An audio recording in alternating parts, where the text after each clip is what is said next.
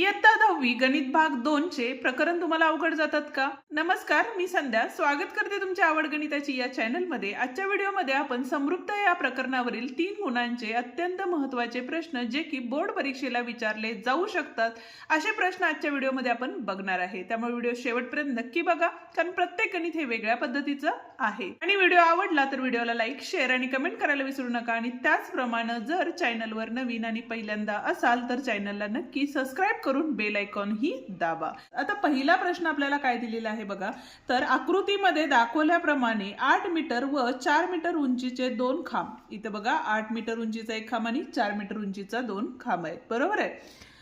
तर सपाट जमिनीवर उभे आहेत आणि सूर्यप्रकाशाने लहान खांबाची सावली 6 मीटर पडते। आता लहान खांबाची सावली किती पडते? 6 मीटर पडते, ठीक आहे, पडते। तर त्याच वेळी मोठ्या खांबाची सावली किती लांबीची असेल असं आपल्याला सांगितलेलं आहे। आकृतीचं जर निरीक्षण केलं तर या ठिकाणी बघा PR व AC हे दोन खांब आहेत, ठीक आहे, जमिनीवरती उभे आहेत। म्हणजेच काय झालं तर बघा या ठिकाणी PR लंब काय असणार आहे या ठिकाणी QR व AC लंब BC, ठीक आहे। दोन्ही खांब सरळ रेषेत आहेत,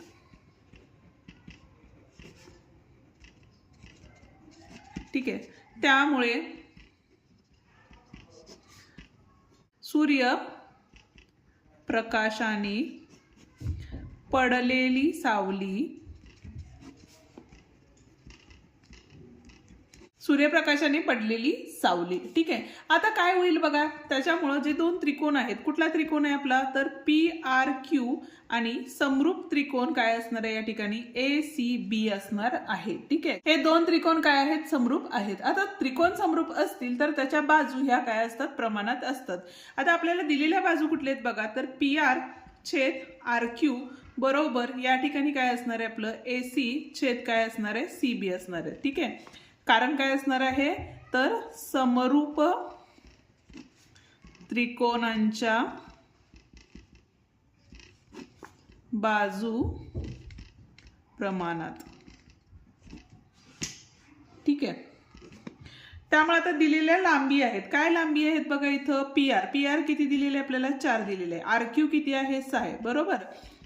म्हणून इथं बघा AC किती आहे 8 आहे आणि आपल्याला काढायचं काय आहे तर BC काढायचं आहे, ते आपल्याला इथे X दिलेलं आहे, त्यामुळे आपण काय घेतलं इथं X घेतलेलं आहे। तिरकस गुणाकार केला, हा X इकडे आला म्हणजे 4 गुणिले X बरोबर 8 गुणिले 6। आता हे 4 इथं गुणाकारात होते, तिकडे गेल्यानंतर भागाकारात जातील, म्हणून X बरोबर 8 गुणिले 6 भागिले 4 आले, ठीक आहे। भाग घालवला, 4 1 4, 4 2 8 झाले, म्हणजेच X बरोबर किती आलेलं आहे या ठिकाणी 12 आलेलं आहे, ठीक आहे। आणि आपल्याला काय विचारलं होतं तर मोठ्या खांबाची सावली, म्हणून खांबाची सावली किती आहे 12 मीटर आहे, ठीक आहे। हा होता आपला पहिला प्रश्न। आता जाऊया आपण दुसऱ्या प्रश्नाकडे, पण त्याआधी अजूनही व्हिडिओला लाईक केलं नसेल तर व्हिडिओला लाईक करा आणि तुमच्या मित्रांनाही आपले व्हिडिओ नक्की शेअर करा। प्रश्न क्रमांक 2 काय दिलेला आहे बघा, त्रिकोण ABC मध्ये BDC एक रेषीय बिंदू आहेत आणि BD बरोबर 7, BD बरोबर काय दिलेलं आहे बघा, इथं BD बरोबर 7 दिलेला आहे आणि BC बरोबर किती दिलेलं आहे आपल्याला 20 दिलेलं आहे, ठीक आहे। आणि एक रेषीय आहेत, जर तुम्हाला आता DC ची जर लांबी लागली तर इथं बघा BC बरोबर काय असणार आहे तुमचं तर BD अधिक DC असणार आहे, म्हणजेच DC बरोबर इथं बघा हे 20 आणि इथले 7 इकडे गेल्यानंतर काय होतील वजा होतील, म्हणजेच DC बरोबर 7 किती झाले बघा, इथं 10 7 गेले, किती राहिले 3 आणि हे 1, म्हणजेच किती राहिले 13 हे उत्तर आलेलं आहे, ठीक आहे। आता आपल्याला काय विचारलेलं आहे बघा पहिला प्रश्न, तर गुणोत्तरे काढायची आहेत। कशाचं गुणोत्तर आहे बघा, तर क्षेत्रफळ त्रिकोण ABD छेद कुठलं त्रिकोण आहे आपला तर त्रिकोण ADC दिलेलं आहे, ठीक आहे। आता त्रिकोण बघा कुठला आहे ADB आणि ADC आहे, बरोबर आहे। आता उंची तर काय असणार आहे, इथं समानच असणार आहे. म्हणजे इथं काय आले बघा, इथं आपले बीडी हा पाया झाला या त्रिकोणाचा आणि डीसी हा काय झाला या त्रिकोणाचा पाया झाला. कारण असणार आहे आपले समान उंचीचे त्रिकोण. ठीक आहे, म्हणून काय येणार आहे तर त्रिकोण ADB छेद त्रिकोण क्षेत्रफळ, त्रिकोणाचे क्षेत्रफळ ADC बरोबर BD किती आहे इथं 7 आहे. ठीक आहे, आणि DC आताच आपण काढला जो की आहे आपला 13. हा होता आपला पहिला. ठीक आहे, दुसऱ्यातला पहिला प्रश्न. आता दुसरा प्रश्न काय दिलेला आहे बघा या ठिकाणी, तर त्रिकोण ABD चे क्षेत्रफळ छेद त्रिकोण ABC चे क्षेत्रफळ. ठीक आहे, आता ABD म्हणजेच कुठं आलं बघा इथं तर 7 आला पाया. ठीक आहे, आणि DC ABC चा पाया म्हणजेच काय असणार आहे BC किती दिलेलं आहे आपल्याला या ठिकाणी तर 20 दिलेलं आहे. ठीक आहे, इथं तुम्ही गुणोत्तर लिहिण्याच्या ऐवजी तुम्ही असं लिहिलं असं तरी चाललं असतं BD छेद BC, आणि कारण काय असणार आहे इथं तुमचं परत एकदा तर समान उंचीचे त्रिकोण. ठीक आहे, आता त्याच पद्धतीनं तिसरं जो आहे त्रिकोण ADC चे क्षेत्रफळ छेद त्रिकोण ABC चे क्षेत्रफळ याचे गुणोत्तर काय येईल ते तुम्ही मला कमेंट करून नक्की सांगा. ठीक आहे, म्हणजे मलाही समजेल आपली शिकवण्याची पद्धत तुम्हाला समजते की नाही. तिसरा प्रश्न काय दिलेला आहे बघा, तर आकृतीत समलंब चौकोन PQRS मध्ये हा समलंब चौकोन आहे, तिथं आपण आकृती काढून घेतलेली आहे. ठीक आहे, बाजू PQ बाजू आणि SR बाजू काय आहे तर एकमेकांना समांतर आहे, म्हणून इथं लिहू शकतो आपण पहिल्यांदा चौकोन PQRS मध्ये.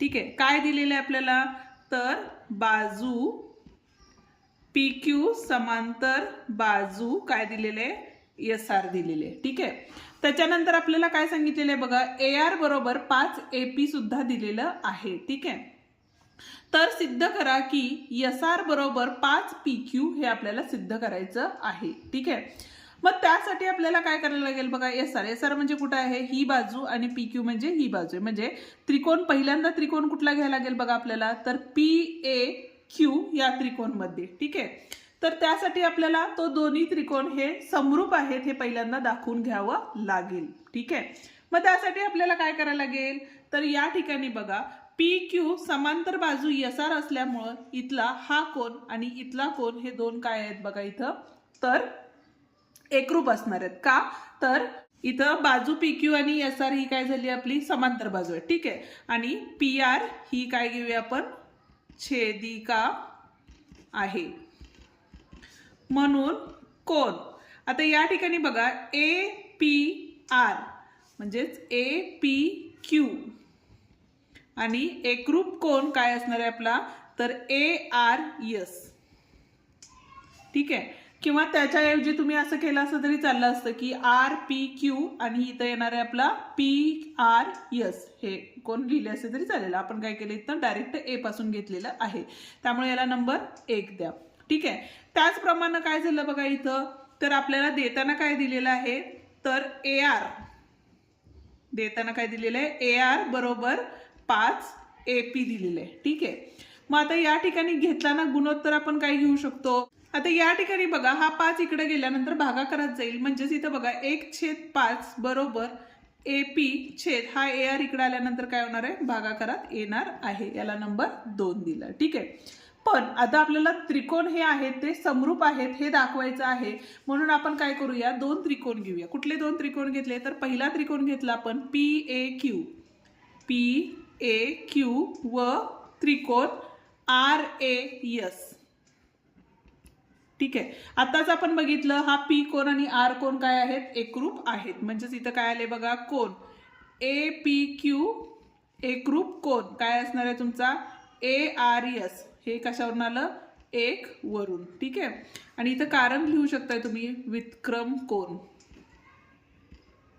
कारण व्युत्क्रम कोणाची जोडी ही काय असती एकरूप असती. ठीक आहे, त्याच पद्धतीने विचार केला तर हे दोन काय आहेत आपले विरुद्ध कोण आहेत, म्हणून या ठिकाणी आपण लिहू शकतो तर PAQ एकरूप कोण RAS ही काय आहे आपली तर विरुद्ध कोण.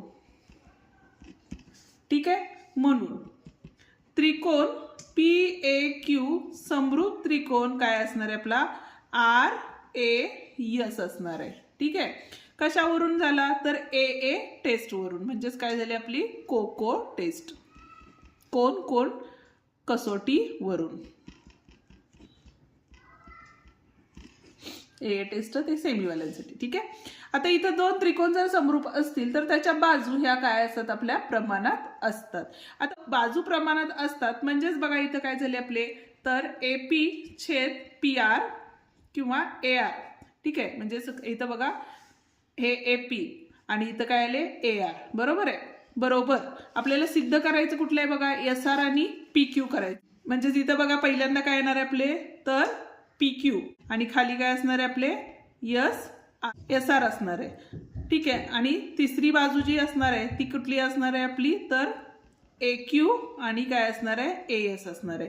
पण आपल्याला बघा ह्या दोन्ही बाजूंवरूनच काढता येईल म्हणून AP छेद AR बरोबर PQ छेद SR बरोबर 1/5 हे कशावरून घेतलं आपण 2 वरून.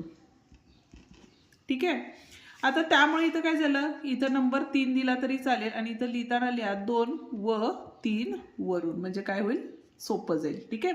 म्हणून PQ छेद SR बरोबर 1/5 झाले आणि तिरकस गुणाकार केल्यामुळे इथं झाले 5 PQ बरोबर SR. आपल्याला ते सिद्ध करायचं होतं का बघा SR बरोबर 5 PQ हे आपल्याला सिद्ध करायचं होतं आणि हेच आपण सिद्ध केलेलं आहे. पहिल्यांदा काय केलं आपण ते दोन दिलेले त्रिकोण समरूप आहेत हे पहिला सिद्ध केलं आणि त्याच्यानंतर दोन त्रिकोण समरूप असतील तर त्याच्या बाजू ह्या काय असतात प्रमाणात असतात. इथं आपण कारणही लिहू शकतो समरूप त्रिकोणांच्या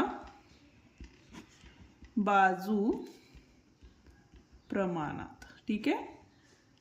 आणि त्याच्यामुळे काय झालं तर 5 PQ बरोबर काय आलेलं या ठिकाणी SR आलेलं आहे. ठीक आहे.